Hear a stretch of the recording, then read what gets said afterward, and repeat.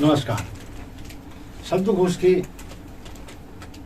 चुनावी समर में आपका स्वागत है और आज हम विश्लेषण पर जाएंगे। मैं मोहनलाल मोदी आप सबका ध्यान उस विसंगति की ओर लेने जा रहा हूं जो मदर ऑफ डेमोक्रेसी कहे जाने वाले हमारे देश की नाक कटाने पर आमादा है। तो चलिए फोकस करते हैं अब की बार 400 पार पे। सभी जानते हैं ये नरेंद्र मोदी का नारा है, देश के प्रधानमंत्री नरेंद्र मोदी। नारा अब की बार 400 पार।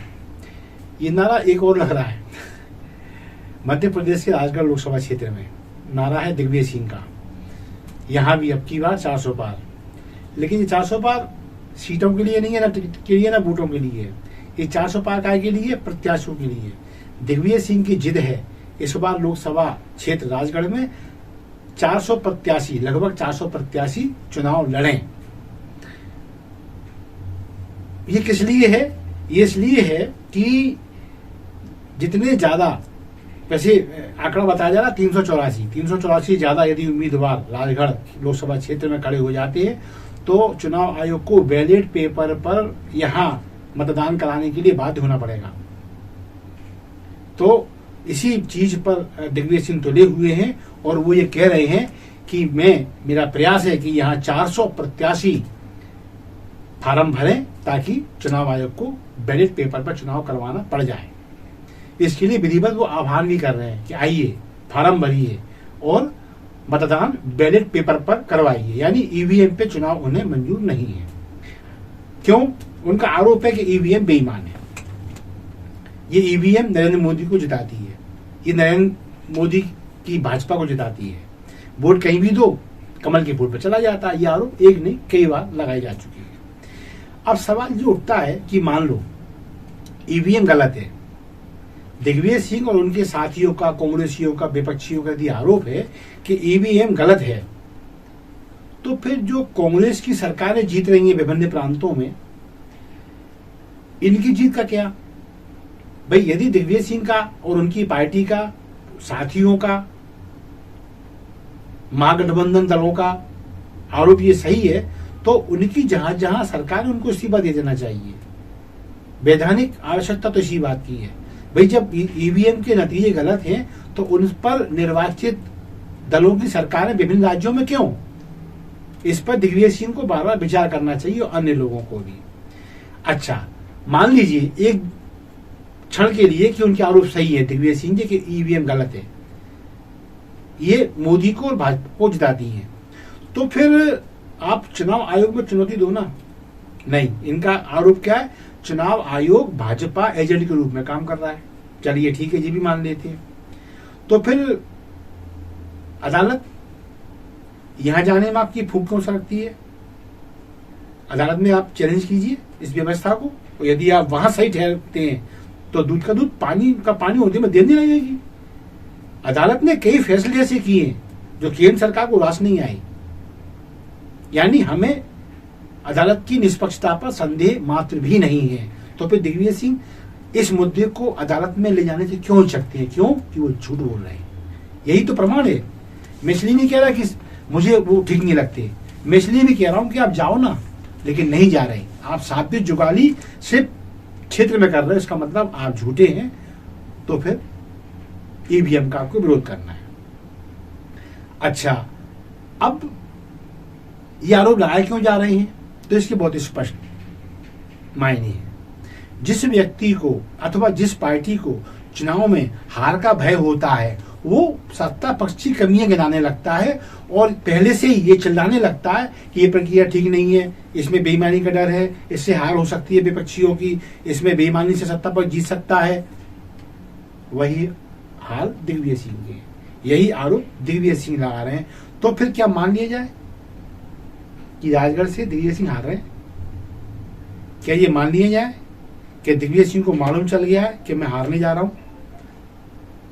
भाई तभी तो वो ईवीएम पे मत्था अभी से मर रहे हैं कि हम इसकी वजह से हारेंगे। और अगर जीतने वाले प्रत्याशी होते तो ये इनके ये ढपोल संघ वाले गाने ये गाते ही नहीं। तो इसका मतलब ये है कि हारने वाला ही हार की आशंका के बहाने हारने से पहले ढूंढता है, वो दोष दिग्विजय सिंह में स्पष्ट देखने को मिल रहा है। अच्छा, अब बात यह है कि चलिए 1% मान लेते हैं दिग्विजय सिंह मंजे हुए खिलाड़ी हैं, पोलिंग बूथ पर मैजिक कैसे होता है ये उन्हें भली भांति आता है और सत्ता में रहकर ये मैजिक वो करते रहे हैं। तो क्या दिग्विजय सिंह शपथ पत्र दे सकते हैं चुनाव के पहले, मतदान के पहले, कि ईवीएम पे मुझे डाउट है, ईवीएम पे मुझे भरोसा नहीं है, लिहाजा यदि मैं यहाँ जीत भी गया धोखे से, यदि मैं जीत भी गया तो मुझे ईवीएम की जीत कबूल नहीं रहेगी। देखो भाई, जब किसी चीज को गलत मानना ही है तो पूरा मानो ना। जी क्या मीठा मीठा गप कड़वा कड़वा थू, जीते तो हम सूरमा थे और हार गए तो ईवीएम गलत थी। इस बारे में जनता को समझना चाहिए। असल मुद्दा क्या है फिर? असल मुद्दा यह है दिग्विजय सिंह झूठे हैं, वे शपथ पत्र नहीं देंगे और वो चाहते हैं किन प्रकार ये चुनाव बैलेट पेपर पर हो जाए। अब बैलेट पेपर पर ही क्यों, इस पे आती है। जब ईवीएम नहीं आई थी, हालांकि इसका ईवीएम लाने का श्रेय भी कांग्रेस की सरकार को ही जाता है, लेकिन ठीक है, अब चलते हैं बैलेट पेपर पे। क्यों बैलेट पेपर पे ये जिद इसलिए है क्योंकि युवावस्था में हमने इस चुनाव को देखा है, बैलेट पेपर को लूटना बहुत आसान होता है, बहुत लूटना। ईवीएम में क्या होता है कि एक आदमी जाता है तो उसकी कहना चाहिए जो स्क्रूटनी होती है, क्या ये मोहनलाल मोदी ही है, ये प्रक्रिया तो वही की पुरानी है। लेकिन जब टीम के हवाले होता है तो टीम का एक आदमी उसको स्याही लगाता है, दूसरा उसको पर्चा देता है, तीसरा क्या करता है वो कमांड देता है कहां पे, मशीन को, कि जाइए मशीन आपका इंतजार कर रही है। फिर वो कुछ सेकंड के बाद जब बीप देती है तब आप वोट करते हैं, उसके बाद फिर वो वीवीपी पे चली जाती है, उस मोड पे जाती है। तो इस प्रक्रिया में, इलेक्ट्रॉनिक प्रक्रिया में एक समय लगता है। ये समय बस यही खेल है, ये समय में ही खेल है। ये समय इतना ज्यादा लगता है कि यहाँ पर कोई चाहे कि मैं ईवीएम में घपला कर लूं, उसे कैप्चर कर लूं, उसे लूट लूं, तो उसको बहुत मेहनत करना पड़ेगी। तो जो कैप्चर करने वाले डाकू लुटेरे जो आएंगे, उन्हें एक को तो एक्सपर्ट होना पड़ेगा, ईवीएम पे बैठना पड़ेगा एक्सपर्ट, वो कमांड देगा, फिर वो बीप जाएगी, फिर वो बीप का इंतजार होगा, फिर वो बीप पे अपने मनपसंद चुनाव चिन्ह पे वोट करेगा, फिर बीपीपी पे वो वोट पे ट्रांसफर होगी। तो यानी एक वोट इतना अधिक समय ले लेगा कि शाम हो जाएगी और ये ढंग से बूथ कैप्चरिंग लुटेरे नहीं कर पाएंगे, क्योंकि ईवीएम टाइम ले रही है, वो पूरा कमांड मांगती है हर चीज का, क्योंकि कंप्यूटराइज चीजें हैं, वो कमांड मांगती हैं। तो ये लूट नहीं पा रहे हैं लुटेरे डाकू। ये कौन है, ये दुनिया जानती है लुटेरे डाकू कौन है। तो ये नहीं हो पा रहा। तो बैलेट पेपर आसान कैसा है, अब उस पर आते हैं।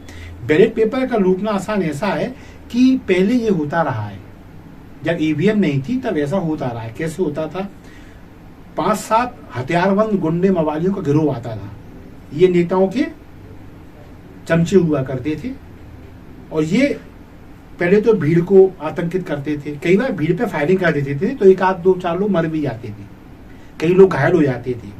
फिर ये टीम, जो चुनावी टीम है, उसको कवर में लेते थे। अब टीम ने हथियार डाल दिए तो ठीक है, वरना ये टीम के भी लोगों को मार दिया करते थे। मतलब रक्त रंजित चुनाव देखा गया है ये बैलेट पेपर का। फिर क्या हुआ कि एक आदमी मतपत्रों पर ठप्पा लगाता था, छीन ली उनने टीम से। अब वो ठप्पा कैसे लगा रहे हैं, आप कभी डाकघर में गए हो, हालांकि नई जो जनरेशन है डाकघर में नहीं गई होगी। डाकघर में जो वहां का एक कर्मचारी होता है जिसका काम है जो डाक सामग्री है उनकी टिकटों पर सील लगाना, ताकि उनका दोबारा उपयोग ना हो पाए। तो वो इतनी जल्दी लगाते हैं सील, देखिए ऐसे एक गुंडा, एक मवाली जल्दी जल्दी सील लगाता है। देखिए अब ईवीएम यहाँ फेल है, ये सही है बैलेट पेपर। और दूसरा जल्दी जल्दी उनको फोल्ड करता है किस स्टाइल में, जिस स्टाइल में ट्रेनिंग दी गई है। और तीसरा जल्दी जल्दी से घुसड़ता जाता है। तो इनका काम इतनी जल्दी होता है वो कि वो पूरा बूथ कैप्चरिंग कर लेते हैं और जब मन की हो जाती है तो बस हथियार टांगे और चले जाते हैं। कोई मर जाए इनकी बला से, कोई घायल हो जाए इनकी बला से, होता क्या था मालूम है? तालाबों में, नदियों में बैलेट पेपर, बैलेट बॉक्स ये तैरते मिलते थे। क्यों? कि जब ये लोग बूथ कैप्चर नहीं कर पाते थे, जब देखा भीड़ हावी हो रही है, टीम समर्पण नहीं कर रही है, तो इन्होंने वो पेटी छीनी, बैलेट पेपर छीने और जाके किसी नदी में और किसी पोखर में, किसी तालाब में, किसी कुएं में फेंक के भाग गए। ये दृश्य अखबारों के फ्रंट पेज पर छपा करते थे। तो खैर ठीक है, इनका तो परिमार्जन है, लेकिन जो जाने चली जाती थी इन लोकतंत्र के डाकुओं की वजह से, वो असहनीय थी। वो उनकी क्षति हो पूर्ति होना असंभव था। संभवतः यही कारण रहा होगा कि जो सरकारें जो भी पूर्व में रही, जिन्होंने ये ईवीएम लाने का निर्णय लिया,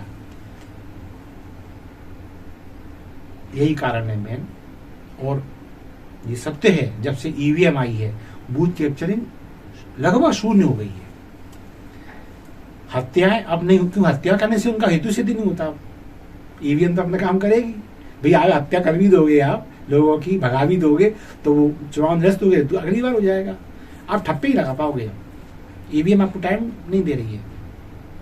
इसलिए जो लोग ईवीएम विरोधी हैं, जो हारने से आशंकाओं से डर रहे हैं, जिन्हें सिर्फ सत्ता में रहना ही सुहाता है, विपक्ष में बैठने की क्षमताएं की समाप्त हो गई हैं, उनका काम है कि बैलेट पेपर, बैलेट पेटी, बैलेट बॉक्स, बैलेट पेपर, बस उस पर ही लगी हुई है। तो अब बात इतनी सी है कि यदि देश का मतदाता ये चाहता है कि ये रक्त रंजित चुनाव दोबारा वापस ना हो, बूथ कैप्चरिंग की होड़ में दो दल एक दूसरे के लोगों को मौत के घाट ना उतारें, तो फिर उन्हें इस तरह की राजहट का विरोध करना चाहिए। दिग्विजय सिंह जैसे लोगों का खुलकर विरोध करना चाहिए, क्योंकि ये उस कालखंड के अनुभवी लोग हैं। मैं ये नहीं कहता कि ये प्रत्यक्ष या अप्रत्यक्ष उन हरकतों में शामिल रहे होंगे, लेकिन इनमें नजदीक से देखा है उन चीजों को, और उन लूटों में, उन डकैतियों में, उन हत्याओं में ऐसे नाम आए हैं जिन्हें ये अपना मित्र कहने से इनकार नहीं कर सकते। क्यों? सब कुछ रिकॉर्ड में है। कहां ले जाओगे इतिहास को? तो बस आज इतना ही कि जो जागरूक मतदाता है वो नियत पहचाने नेताओं की और लोकतंत्र के हित में एकजुट हो और इस मान को बचाए रखें कि भारत डेमोक्रेसी की मदर है, माँ है, माता है, जननी है, और इस भाव को बनाए रखना है तो हमें दिग्विजय सिंह जैसे लोगों के मुंह बंद करने ही होंगे। बस आज के लिए इतना ही। फिर किसी मुद्दे के साथ सामने आऊंगा। हमारे कंटेंट आपको लगते हैं देश हित में है, लोकतंत्र के पक्ष में है, तो प्लीज इन्हें लाइक अवश्य दें, अधिकांश इन्हें शेयर करें। शब्द घोष आपका अपना चैनल है, इसे सब्सक्राइब अवश्य करें। धन्यवाद। जय हिंद, जय भारत।